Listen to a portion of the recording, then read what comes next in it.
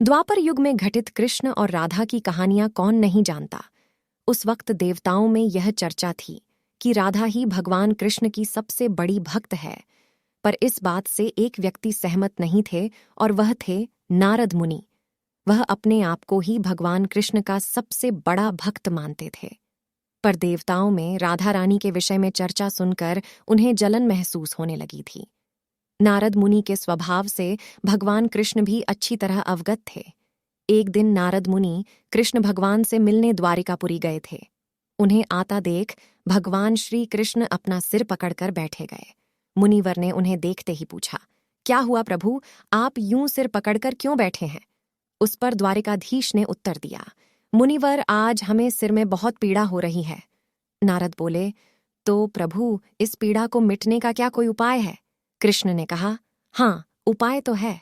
अगर मेरा सबसे बड़ा भक्त अपने चरण धोकर उसका चरण अमृत मुझे पिलाएगा तो मेरा सिरदर्द पल भर में ठीक हो जाएगा।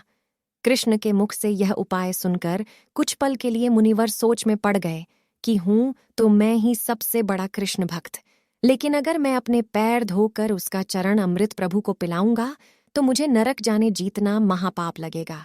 परंतु राधा को भी तो सब कृष्ण का बड़ा भक्त मानते हैं।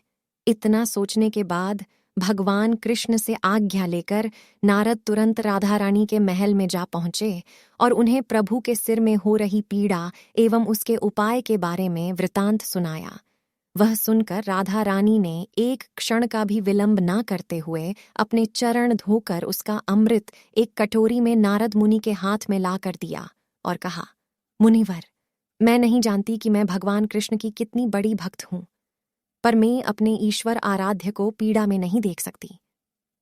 राधा के मुख से वह सच्चे भक्तिभाव के शब्द सुनकर नारद मुनि की आंखें खुल गईं और वह समझ गए कि राधा रानी ही कृष्ण की सबसे बड़ी भक्त है और प्रभु श्री कृष्ण ने यह लीला मुझे समझाने के लिए रची थी।